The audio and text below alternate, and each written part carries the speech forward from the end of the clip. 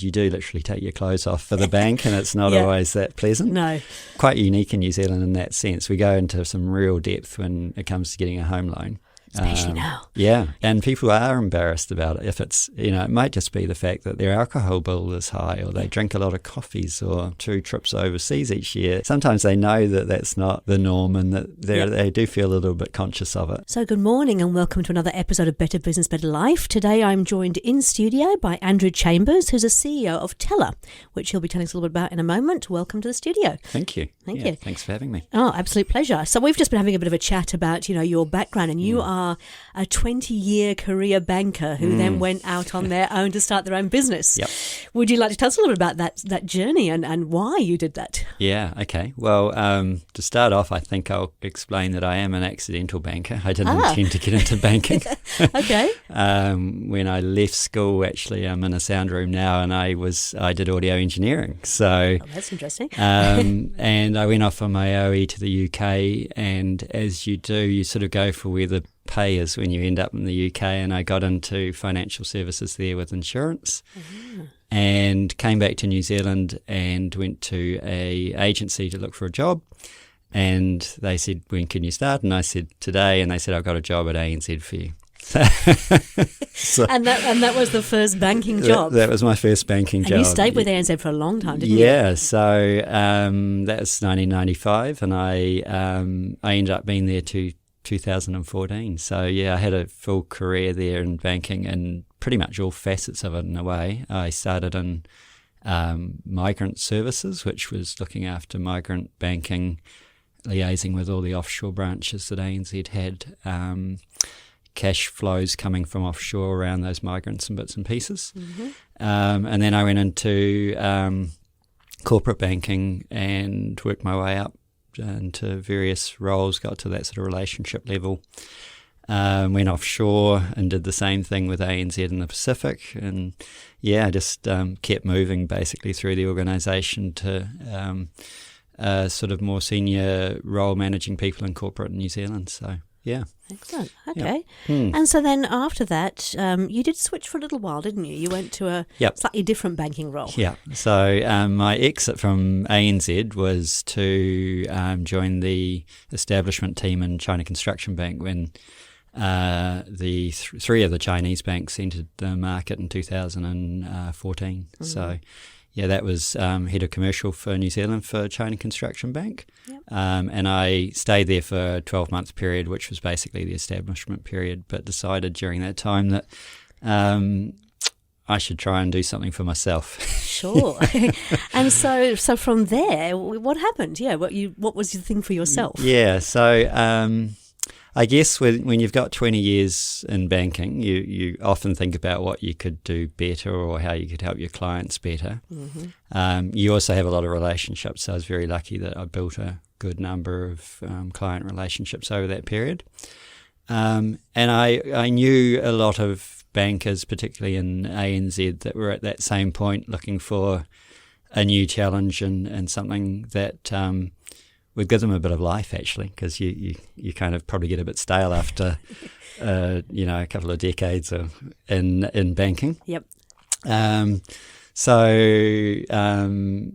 with a ex-colleague, started Eightfold and brought in a couple of other ex-colleagues to kind of establish a bit of a team there. Eightfold, it's a debt advisory business, but it focuses on the individual, so the relationship point. And if that's a business owner, it's about looking after everything that they need from a debt point of view. If it's a professional, it's potentially about understanding the firm that they're in and the dynamics of that, but also the personal property portfolio the individual professional might have, or their family needs, or the whole lot. So it's sort of about we don't deal obviously with publicly listed companies, but we deal with everyone from a owner-occupier needing a home loan through to a corporate business looking to move banks. So quite a array of different needs in there, really. Yeah. And so there was 4 of you when you first started, but you've now got 16, 17, somewhere around 16 to 18 people, Yeah, isn't it? yeah. So we have 7 advisors, in total, plus an insurance advisor. So on the debt side, we have 7. One insurance advisor that helps around the life insurances, which is a nice tie-in to the group that we have and those customer needs. And then we have a bunch of good people assisting to make all that come together in the background. People. So support people, admin. Yeah. Excellent. Yeah. Okay. Yeah. And so that was, if I'm right, that was back in, when was that, 2005, was it? That was 2015. 15, sorry. Yeah. Cool. Yeah, so that's, 7 years ago. Yeah. And so on that journey, and we'll come back to Tella in a moment because that's the newest baby, but on that journey so far, what are the things that you've been most proud of, both professionally and personally? So I'm proud of the team. I mean, it's an awesome team, really good experience. They put a lot into the customer relationships and making sure those outcomes are good for the customer base. That comes with the feedback that they get, and I'm very proud of that sort of feedback that we get from the banks themselves and others that we deal with, our suppliers, as well as the customers. But it's nice when you, we've had so much wonderful sort of positive feedback over the years, and that's the stuff that really drives me. It's having delivered for a customer that makes the day great. I think that's probably the biggest driver for all of us actually as a business is just getting those outcomes for our clients. And I think it's been, the environment's got harder and harder to get those outcomes in.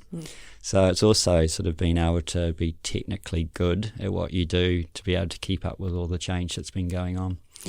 Over the last 10 years, we've had a lot of regulation come in.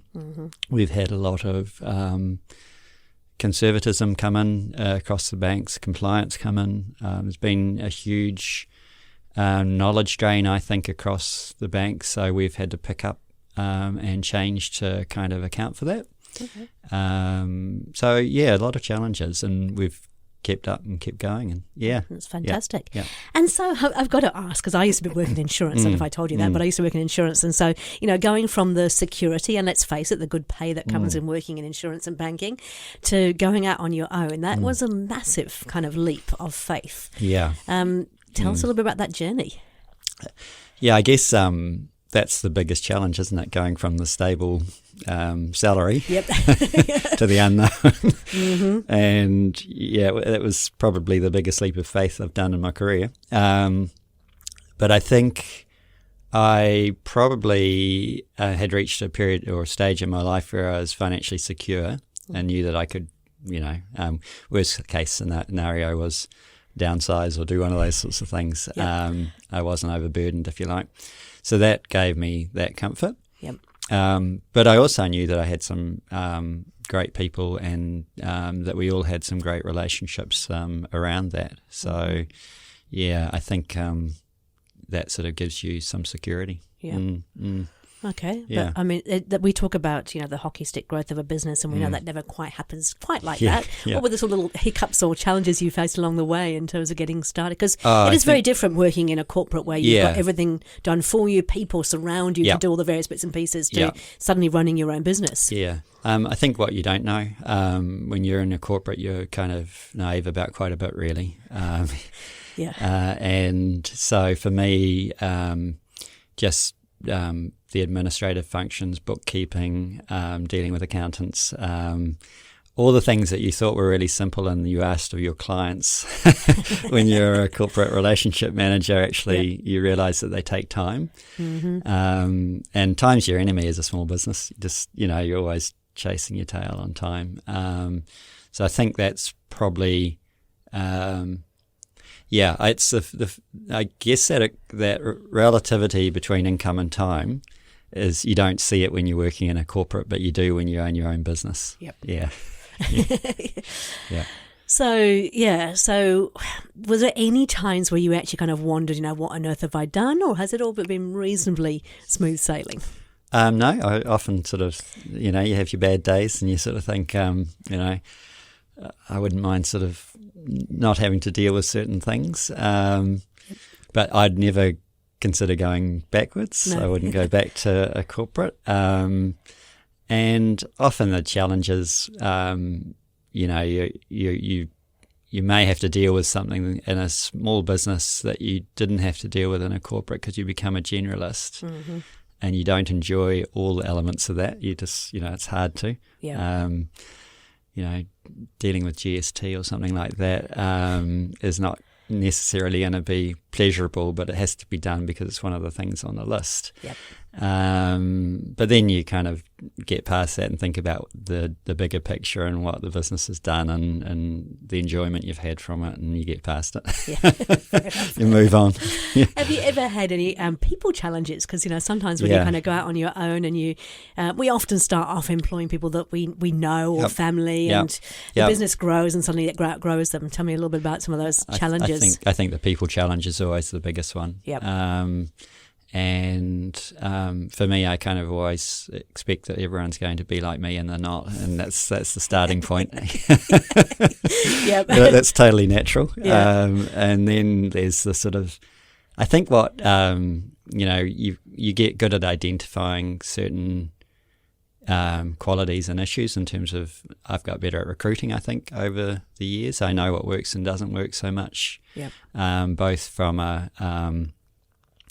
a role perspective in terms of what we need in the people, but also through to sort of the fit and making sure that person coming in is a good fit in terms of the team and all those sorts of things. So I think I probably have better processes now too in terms of that acquisition of people piece. But, it's... Again, I did a lot of recruitment and banking over the years. Yes. But the risk isn't as great if you get it wrong, right? Absolutely. And so it's and the time cost is not such a concern. Whereas if, we've just done a role for Tella, 130 applicants down to 7, down to 3, down to 1 sort of thing. Mm-hmm. And it takes a lot of time, and so you got to get it right. You can't kind of muck up on it and be changing someone out in 6 months' time. Just you don't want to be. Yeah. You don't want to be. There's a number of reasons why not. So you do have to get better at doing that sort of stuff than you would in a corporate scenario. Yeah. So tell me a bit about Tella. So Tella is the latest, the latest launch, if you like, and that was an idea that came to you. Well, years ago, is that right? But you really solidified it during the lockdown, is that right? Yeah. So I think actually it goes back to my banking career, where in banking over the years, I got sort of hauled into doing project work, new CRM, new term deposit tool, all these sorts of things that come up. But they're always so clumsy in terms of the way they were instigated, and those projects were so expensive to run, and they took years to do, and you often got a mediocre sort of outcome. And so I've always been, since leaving banking, I've always sort of been tempted to look at doing something in that tech space. And I had a couple of goes at sort of starting something around digitisation of the mortgage early on with Eightfold, but didn't quite have all the tools I needed, I think. Yep. And then in the first lockdown of, was it March 2020? Yep. Remember it fondly. It dawned on me that if I'd had that tool or that set of tools in terms of being able to digitise that loan process and allow people to apply online and upload docs online and do all the kind of pre-vetting themselves, it would have been a wonderful scenario to have through a pandemic. Yep. So at that stage, I had a bit of lockdown time on my hands, I guess. There was a few things that weren't happening. Yeah. And I sort of got a big pad out and started thinking about how it might work. And fortunately, I had met Stefan, my business partner, who is a tech entrepreneur a few years earlier, and he was also kind of keen to look at the digitisation of financial services as a whole, really, in New Zealand.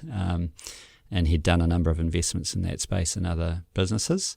So together we sort of got started and started with building a tech team. So we're a bit unique in that sense, in that we decided that we needed to own our technology. Yeah.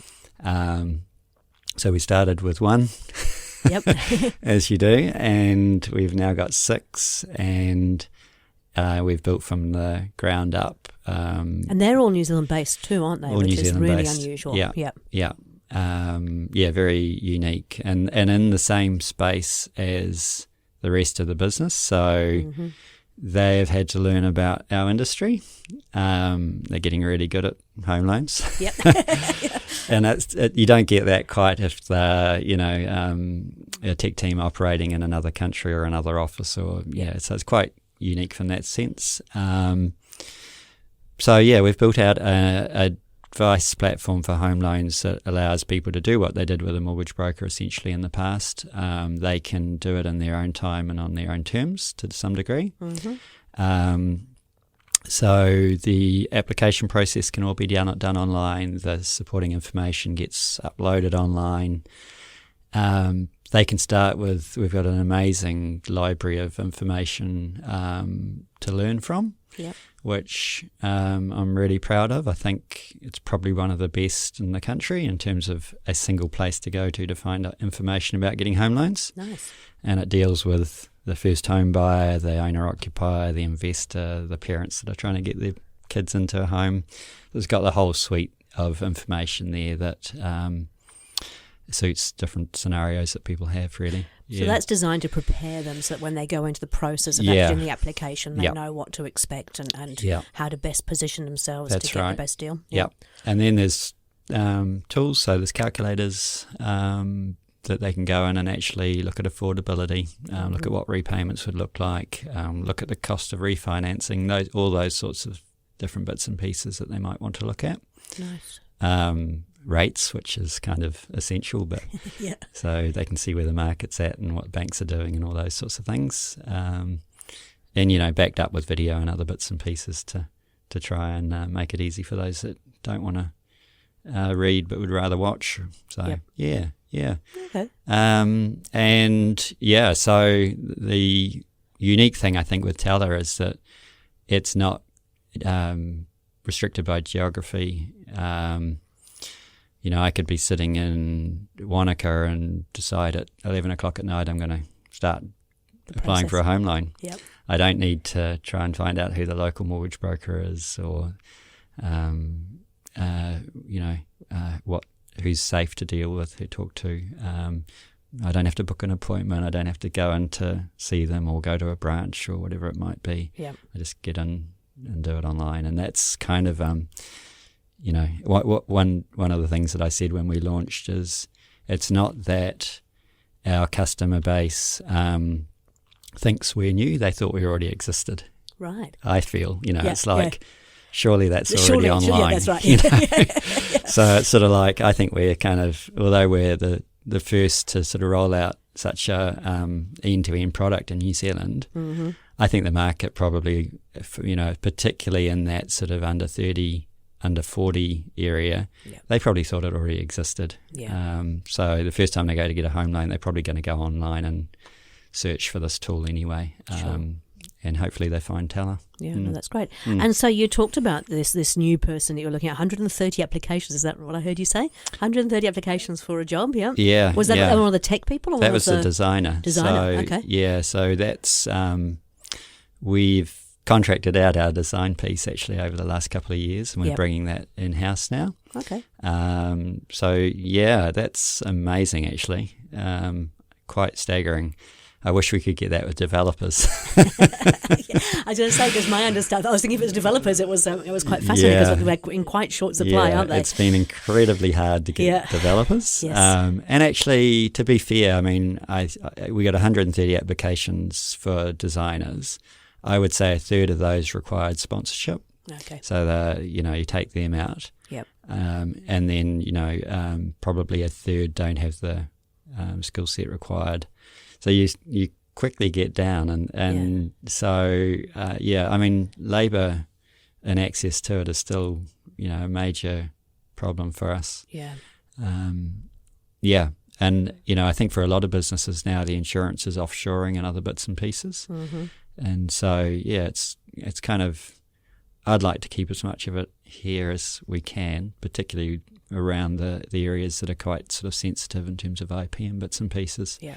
But at some point you sort of go, we probably are going to have to look at outsourcing. Or a hybrid model potentially of some offshore and some local. Yeah. So, I mean, so you said that you've managed to refine your recruitment process, if you like. What are the things that you've done to make it a bit easier for you, or to make sure you get the right person? Yeah, so the screening piece is probably a bit deeper than it used to be. Yep. And obviously there's that screening at a kind of intro letter, resume level. Yep. But what we do a lot more of now is sort of standard testing. And if I use the developers as an example, we've, what have we done? 1, 2, 3, 4 front-end developers in the last year or so. Yep. When we go through that process, we've put them all through the same practical testing. So you actually start to get a really nice feel because you've got benchmarking against the peers that have come in already, against the ones we didn't hire. So we're using a lot more comparative tools in that sense, and not changing that model and keeping it consistent. Developers are unique because they're kind of code-driven and all that sort of stuff, but you can start to get a really nice handle on where someone's at, what they're going to need in terms of future development and bits and pieces. So, but you also get to see their personality. I was going to say, because the technical aspect's great, but what about their personality? How do you make sure they fit in with the team? So especially because they're working, as you said, within the same office as the lone people, so they're not just a whole team of developers. So that testing, it gives you an idea of how they cope with projects and being under pressure and time frames and all those sorts of things, communication skills, and that's really good. But the other thing we do with everyone now is the last interview they have is with the team. Right. So we pick a couple of members of our team and we get them in the room to actually see that, what's the feedback? Did they like them? Did they not like them? Did they think they fit in? Do they, just the basic human stuff. Yeah. Did they show any weaknesses or flaws or... potential issues. Yeah. So there's a bit more of that than we have done in the past too. Okay. Yeah. What do you think has been the biggest challenge in growing both of those businesses, would you say? It's probably people, which is no surprise. No. And I think... particularly the last few years hasn't been great in terms of stability. I think that there's a sort of double-edged sword with flexibility that we've got at the moment. We've been through an environment where flexibility was needed to manage a pandemic. Yep. But when you give too much flexibility, it becomes an insecurity almost. And I think there's that balance to be had, particularly with people that need routine, and that's not everyone, but it's a good chunk of humanity. Yes. Around this kind of idea of flexible workplaces over that traditional model of rigidity. And so it's finding that nice happy medium that kind of works for people. That's been challenging over the last few years. Work from home versus being in the office, collaboration, how that gets affected, creativity, how that gets affected, all those sorts of things. So I think that's probably been, the people bit's always the biggest challenge, but it's also the leadership team being able to create that vision and the direction and all those things that those people need too. Yep. And I guess coming back to small business versus corporate, I think in the past in corporates, middle management's played a huge part in those organisations around leadership and development of people and direction. Yeah. But it's always the first thing to get eroded when times are hard. It's the easy layer to take out. In a small business, it's really hard to put it in because you just don't have the the budget to do it, right? But I think having that traditional sort of triangular shaped organisation versus a flat structure has a lot of merit, and I think that's been lost a little bit in recent times. So from a people point of view, I think that's something that I'm conscious of. Beyond that, big challenges are keeping up with regulation. Yes. And we've had a huge amount of regulatory change over the last 10 years. We now have training requirements for our people. We've got to keep up with compliance like we never have before, and make sure that we're on top of record keeping and all these sorts of things. And a lot of those are kind of an opportunity for us with what we're doing with our technology. Yep. So making sure that that's much more automated and accessible and all those sorts of things. And automated to make it more personal, right? Because I think people are scared of automation. They say, we're all going to become robots. But I actually believe that if you can automate the basic stuff, it gives people the opportunity to actually personalise and humanise the valuable stuff. But I think it's also giving back to the customer the choice. Mm-hmm. Whereas I think that had got a bit lost in financial services, and that's where the issues have come with advice being provided in banks around insurances and things like that, is if it's the blind leading the blind, then often it becomes a kind of binary thing rather than a situation where the customer has a choice. And I think that's, with digital, you can do that really well, because you can actually provide that sort of questioning line online. And you might do it in two different ways to get the same answer, to make sure that you actually are doing what they want. Right. Yeah. But you can do clever stuff like that to actually reinforce the decisions that a system's making, if you like. Sure. But I think the other opportunity there is that advisors in general have less time to spend on clients because they're spending more time on the compliance side. So, better systems means that they potentially get back some of that client time and actually have time to provide good advice. Mm-hmm. So giving them the tools to do that, really. Yeah. I think it's hard because more regulation doesn't necessarily mean better outcomes from an advice point of view. Yeah. And in fact, I'd say today versus 5 years ago, the people that need advice are probably getting it less, and the ones that don't need it are the ones that get it, which is a hard one. Yeah. Again, if I look at a system like Tella, I think Tella is good for the non-bank, the individual that's not getting the advice, the individual that knows they've got a problem and is looking for help around solving it, but potentially is embarrassed also about that. Online offers quite a lot for those people. Yeah. Because you haven't got to be sitting in front of somebody kind of head in hands, shameful about what's been going on. You can have the conversations a little bit more, what's the right word? A little bit more removed, but still able to have it. Yeah. Yeah. I mean, you as Stefan, my business partner, says, you do literally take your clothes off for the bank, and it's not always that pleasant. No. We're quite unique in New Zealand in that sense. We go into some real depth when it comes to getting a home loan. Especially now. Yeah. So, and people are embarrassed about it. If it's, it might just be the fact that their alcohol bill is high, or they drink a lot of coffees, or they have 2 trips overseas each year. Sometimes they know that that's not the norm, and that they do feel a little bit conscious of it, Mm-hmm. So it's. I think digital does sort of have some real pluses around helping people that would otherwise not necessarily want to open up to an individual. Mm.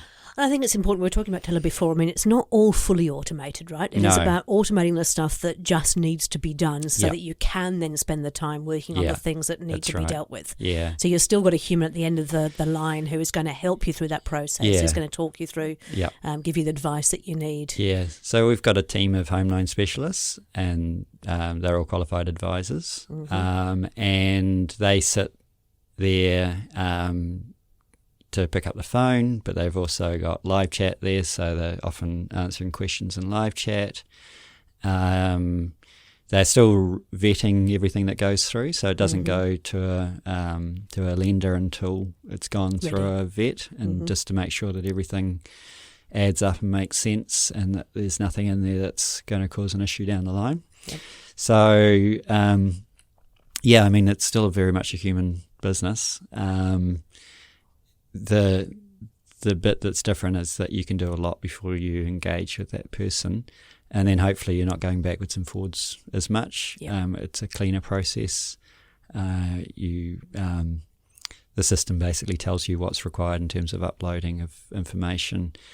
It knows that if you've got a trust, you're going to need a certain document, or if you've got a loan from a parent, you're going to need something. And so it's automated all those kind of decisioning things. So when the advisor picks it up, hopefully that conversation's a lot more to the point, and it's where it needs to be, as opposed to about things that are just annoying. Fair enough. So tell me, is there any AI built into it? Not really at Not this yet. stage. Yeah, but there's probably something in the future that can be the. There's what does the future look like? So the future is that it becomes a marketplace for financial services, really. Right.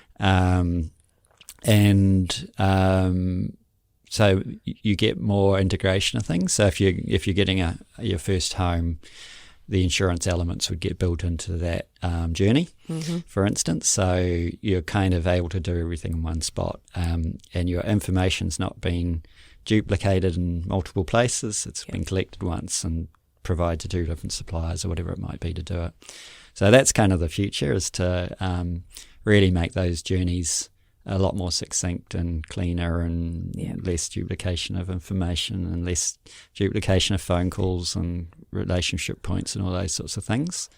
The AI is going to be there somewhere, and we do things like take bank statements and itemize all your spending. Yes, and so I've been through that myself. So things like that are where AI come in handy, because you can start to speed that process up by using automation. We do a lot of just with the basic home loan, we look at the servicing ability of the individual. So how much money have they got left over after they service their loan to live on and do all those bits and pieces.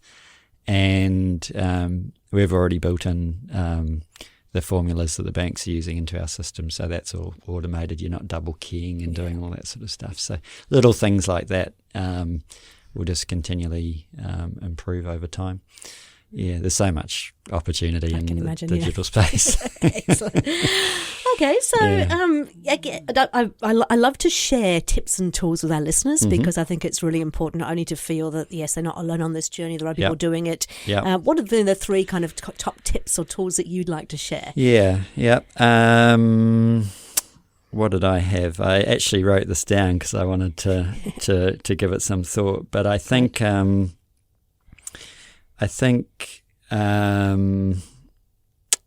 the number one thing with owning your own business is to not get caught up in the day-to-day, and to keep focused on the longer-term vision. And because there's always something needed that day from someone for something. There's always a short-term period that you're focusing on in terms of achieving something. But the business is built from thinking, long-term. So, I you got to get your mindset out of that short-term, day-to-day mindset, and reposition it all the time into what's the longer-term outcome, goal, thing that I'm trying to achieve here. Yeah, don't lose sight of it. So that's. How do you find time to make sure that you have that clarity of thought? Because it is really important to keep focus on that sort of 10-year picture rather than the day-to-day stuff. So I think there's a number of ways, but we within Tella, for instance, we focus on that at a management level, shareholder level. So we're constantly thinking, and this is a great thing with an early stage business, you're constantly looking at capital. So you're much more focused on valuation and where you need to get to in terms of making sure that valuation's ahead of what you need in capital. So that creates that mindset. Yep. And I always sort of think that the number one way of actually keeping that long-term hat on is to be constantly thinking about exit. Yep. Where's the exit going to come from? Because even if it's not the exit that you get in the end, it's forcing you to think about the 5-year plan as opposed to the 12-month plan. And I think exit is an interesting term because it doesn't necessarily mean that you are going to sell the business. It's like you should be able to not be involved in the business. Right. That's what exit really means. So is there a way this business could run without you being involved in it day to day? Yeah. But it's a bit like the idea of selling your house in 12 months' time. Well, if you do that, then you're going to maintain it. Yeah. You're not going to let it run down. And that's kind of that. That gets you into that longer term thinking. Love it. Okay. Yeah. Next tip. Yeah. What else did I have? Oh gosh, I just can't see where I've put them. That's okay. So my next tip was empower your people. Yep. So as a small business, it's really hard to do everything yourself. It's never going to work. So it means, can try. I know people do, but yes. so it means you really go. You have to let go. And that's really hard for any entrepreneurial person, I think. Yes. And I'm still learning to do it, and I'm not very good at it. Me too. But it's going to result in some outcomes that are not always good. No. But I think it's going to actually result in more upside than downside, and so it's about getting your head around that. And so again, coming back to employing people, you want people that are going to come in, but that when you give them that empowerment, they're going to run with it and do things with it. They're not going to sit back and wait for you to ask them to do something. Yep. And so that's probably my next. For me personally, that's been my biggest challenge, is to sort of step aside and let others run with things. Yep. And to remind them constantly that if they've got ideas or want to bring something to the table, the door's always open. It's sort of like, come and see me, talk to us. Sure. Talk to the team, raise it in a meeting. Or just do it and see how it goes and tell us later, if it's a small thing. Take accountability as part of it. Yeah. So that was that one. And then the third one is a hard one, because it's probably coming back to that kind of ethos that you've talked about in terms of work-life balance. Yes. It's challenging, but I always think of what Elon Musk said when he asked how he was better than his competition. I can't remember which one it was, and he said it's because we work twice the hours. And it's sort of like that. If you're really going to break away from competition, sometimes it just means that you have to be more dedicated and put in that extra effort. Yep. Doesn't mean that you don't be efficient and make sure that you're putting the hours in the right place. Yep. But sometimes those short pushes make a huge difference. Spurts of the big hours. Yeah. Okay, I have one last question for you as well. It just came to my mind. I mean, so in terms, let's just say there's somebody listening in who's in their cushy corporate job at the moment and thinking about going out into their own business. What would be the number one tip you would give to them? Probably not wait as long as I did. I'm 50. Yes. And I kind of wish I'd done something in my 30s, because you've got that extra energy when you're young. Yes. But I know it's hard because you've got family and bits and pieces at that stage that you want stability around. But my number one tip would be first to sort of talk to people that are entrepreneurial and out there doing their own things, to understand that what the difference is, to get your head around what it means to step away from a salary and actually take that risk. And it's not all upside. It's you've got to. Well, there's some challenges. You've got to be clear of what those challenges are, and you've got to have a plan for how you're going to deal with them when they come along. And that'll be the primary one will be cash flow. Yeah. you're not going to have that consistency of cash flow. So what happens when you have a month where you've got no income? Or, we always say you should always have about 6 months in the bank just to sort of, for those times. Because in the 10-year cycle, you always get a couple of good years, a couple of terrible years, a couple of years that will actually make you go bankrupt if you haven't got that money there. That's right. So, that's right. Yeah, you've got that cycle that you don't have when you're on a salary. Yes, absolutely. And I guess also just make sure, I think one of my key things is I used to do a lot of market validation work at the ISAS is, you've got to know there's a real need for what you're doing. Because an idea, you can talk to friends and family, they'll all say, yes, fantastic idea, but there's got to be a real need for it. And you already knew that because of the work you were doing in the bank. Yeah. So one of the things that I've sort of learned a lot just since leaving banking is the importance of sort of benchmarking ideas. And so I don't actually think it's a great idea to do something that hasn't been tried or tested somewhere else, which is a bit unusual because that's not very entrepreneurial. But it doesn't mean you can't do it in a slightly different way, or, so being second is always a great position to be in. Or to, in our case with Tella, the first platform like what we've done with Tella in Australia was 2013. In the US, it was 2015. So we had a lot of resource in terms of benchmarking and understanding what they'd done, how they'd changed, what was working, if you've got an idea. Fantastic example, like Trade Me, Zero, all those people have done particularly well. They weren't the first to market. No. They just did it better. That's right, and that's the key, I think.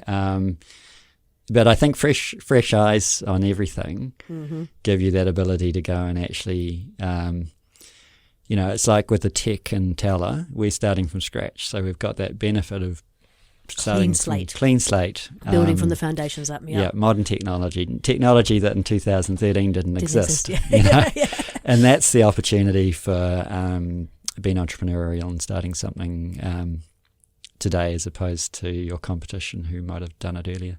Perfect. But I do think that we need more entrepreneurs, so take the risk and get out there and do it. Do it earlier. Excellent. Oh, look, Andrew, it's been an absolute pleasure talking to you. Thank you for sharing all your stuff with me. If people want to get in contact with you, and if they want to find out about Tella as well, where would they go to? How do they do that? How do they find me? Probably the easiest way is andrew@tella.co.nz or LinkedIn. But I'm always happy to talk to people. And Tella.co.nz, just to be really clear, that's TELLA.co.nz, and that's your online sort of, how would you describe it in one sentence? That's our, online mortgage broker platform. Perfect. Okay, great. Look, thank you very much for your time. Really appreciate it. Thank you.